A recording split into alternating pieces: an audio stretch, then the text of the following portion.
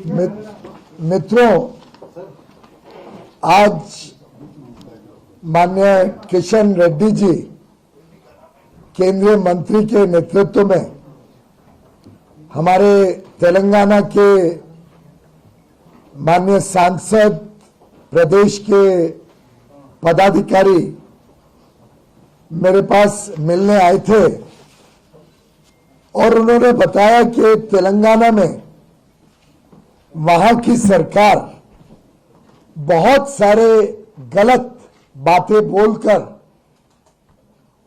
हमारे तेलंगाना के किसान भाई बहनों को गुमराह करने की कोशिश कर रहे हैं। बहुत सारी गलत चीजें जो सच्चाई से बहुत दूर है, ऐसी बातें कह के मैं समझता हूं तेलंगाना की सरकार और वहां का नेतृत्व, वहां के मुख्यमंत्री जो हाल में चुनाव में लगातार उनकी पराजय हो रही है, the way they are being defeated in election after election, उसकी वजह से वहां की सरकार बौखला गई है, बहुत परेशान है और उसके कारण वहां की जनता को और वहां के हमारे किसानों को तकलीफ देने का काम कर रही है। तेलंगाना को भारत की सरकार, माननीय प्रधानमंत्री नरेंद्र मोदी जी बहुत संवेदना के साथ देखते हैं, बहुत चिंता करते हैं कि हमारे तेलंगाना के किसानों का भविष्य उज्जवल हो, अच्छा हो। माननीय किशन रेड्डी जी, माननीय संजय बंडी जी, माननीय अरविंद जी, सभी हमारे माननीय नेतागण तेलंगाना के लगातार तेलंगाना के विषयों को लेकर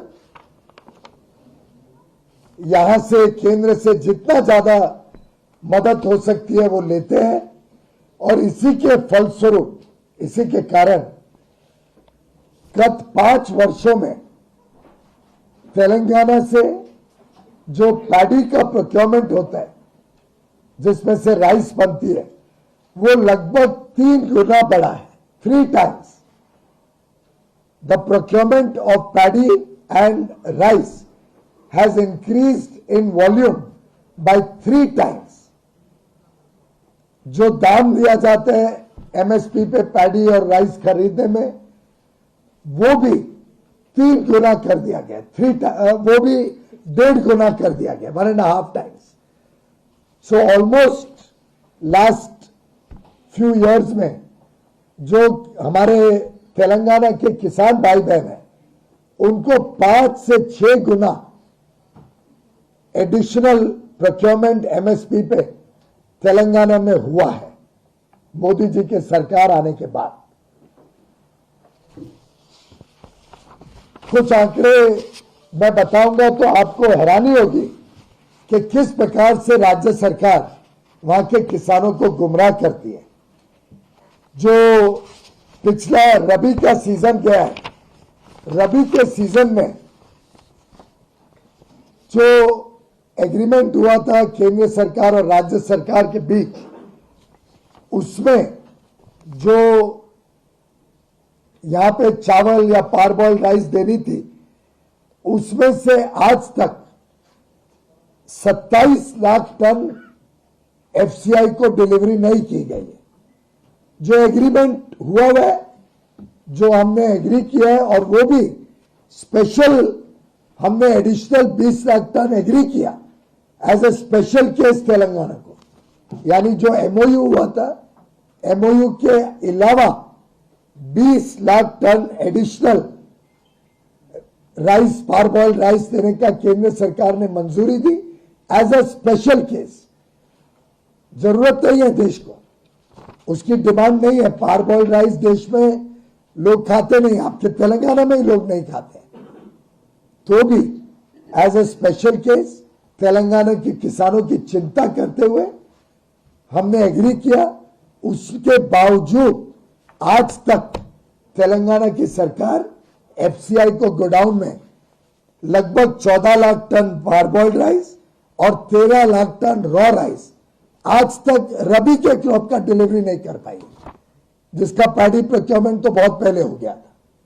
अभी तक वो दे रहे, हम उनको बार बार कह रहे हैं जल्दी दो, लेकिन वो देते नहीं है।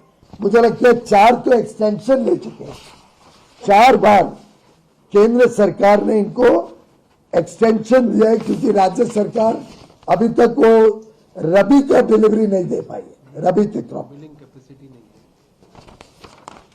अब आती है बात, और मैं अभी भी आपके माध्यम से आग्रह करूंगा कि वो जल्द से जल्द हमको डिलीवरी दे। रबी में से 14 लाख टन पारबॉइल्ड राइस और रॉ राइस 13 लाख टन, जो अभी तक 4 एक्सटेंशन के बाद भी नहीं मिला है। दूसरी बात, 1 साल पहले ये चर्चा हो गई थी कि आज देश की परिस्थिति को देखते हुए पारबॉइल्ड राइस बहुत कम लोग खाते हैं देश में। हमारे पास आज के दिन 4 साल का स्टॉक है, उसके बावजूद हम 20 लाख टन और खरीद रहे हैं तेलंगाना से, जिसका अभी तक डिलीवरी पूरा नहीं किया। लेकिन 1 साल पहले ही हमने तेलंगाना सरकार को बताया था कि आगे से आप रॉ राइस दीजिए, और रॉ राइस देते हम पूरा खरीद रहे हैं, आगे भी खरीदते रहेंगे। लेकिन जैसा कि एमओयू जो एग्रीमेंट होता है स्टेट और राज्य सरकार के तहत, और चाहिए तो इसकी आप कॉपी ले सकते हैं, उसमें स्पष्ट लिखा है कि जो आपके राज्य सरकार में जो कंजम्पशन होगा उसके लिए कितना भी कोई भी प्रकार का राइस राज्य सरकार खरीद सकती है। लेकिन उसके ऊपर जो राइस है वो देश की परिस्थिति देखते हुए और डिमांड देखते हुए केंद्र सरकार आपसे खरीदेगी। देश में पारबॉइल्ड राइस आज बहुत कम जगह, बहुत कम क्वांटिटी में यूज होता है, और जैसा मैंने कहा 4 साल का ऑलरेडी स्टॉक है। उसके बावजूद हमने स्पेशल केस करके 20 लाख टन तेलंगाना से और खरीदने को एग्री किया कि किसानों को तकलीफ नहीं हो। और राज्य सरकार ने हमको लिखित पत्र लिखा है राज्य सरकार ने कि आपको हम ये आप 20 लाख टन और ले लीजिए, फिर उसके बाद राज्य सरकार पारबॉइल्ड राइस एफसीआई को भविष्य में नहीं देगी।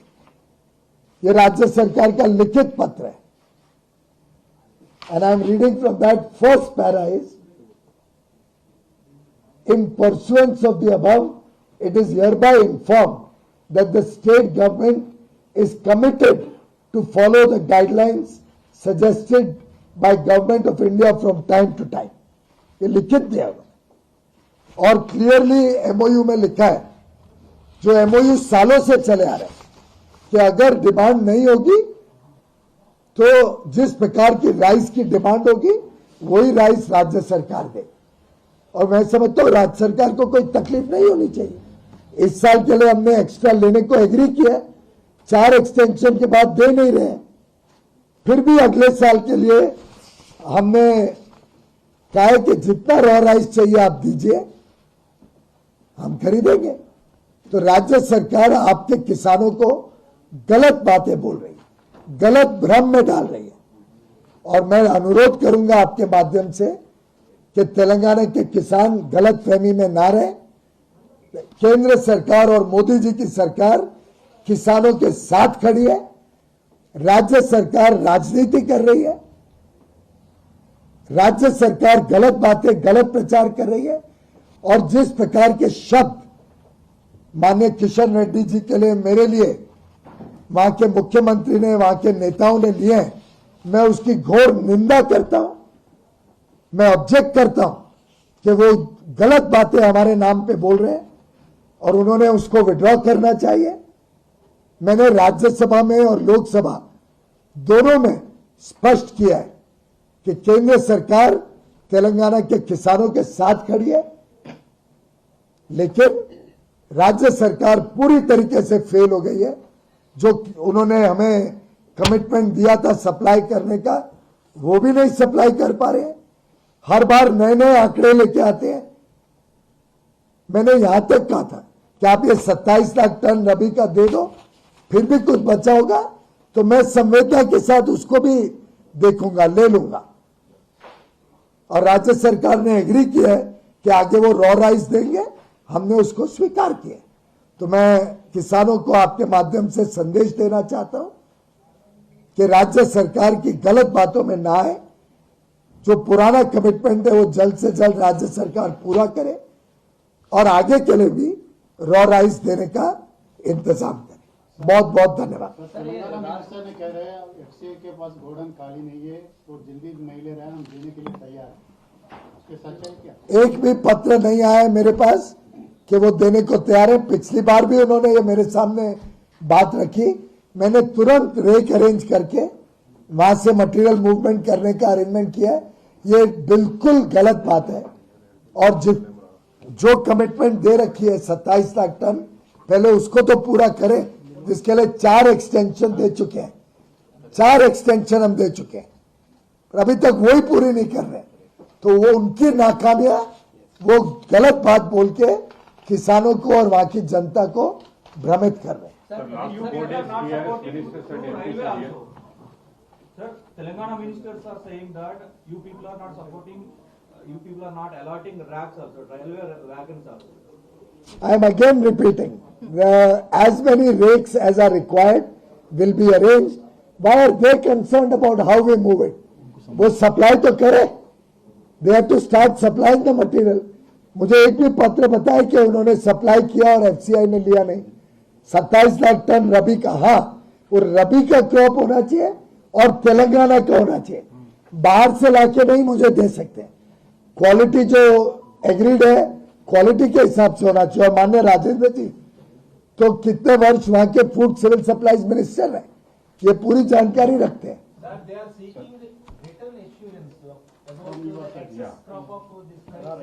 Sir, they have to first give us the rabi crop of last year, and I have said it on the floor of the house. They have to give me raw rice, which is procured and produced locally in Telangana. If they try to mix up from anywhere else, or if they give quality which is not as per FAQ, and try to make politics in Telangana, that is totally unacceptable. And I think it is the failure of the state government because of which they are making all these allegations. They are saying we are sitting here from Saturday. I have not invited them. They are making false allegations that I am not giving them time. I was in Mumbai on Saturday. I was in Uttar Pradesh on Sunday. Who asked them to come and sit here? I am surprised they should be so. We are all busy. Everybody is busy in our work. How they are all so free that they don't have any work? Because they don't want to serve the people of Andhra Pradesh. What about the stocks piled up? What about the stocks piled up with the farmers and the purchasing centers? This is a DCP state. Center doesn't procure directly. The state government procures from the farmer, converts to raw rice and gives it to us. But if you give the assurance to them, then they will take from the farmers. We have already got an MOU.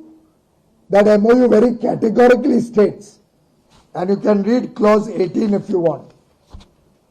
If the stocks of the rice procured by the state government exceeds its allocation under TPDS and other welfare schemes, such excess stocks shall be handed over to the FCI by the state government. However, FCI shall have the option to specify whether such excess rice that would be handed over to FCI for central pool by the state shall be in the form of raw rice or parboiled rice to meet the overall consumption requirement of the country under TPDS, OWS and type of rice milled in the state. So they have to, for whatever their state requirement is there, they can buy whatever rice they want. I have no problem. But for central pool, I will take the excess rice based on the requirement in the country.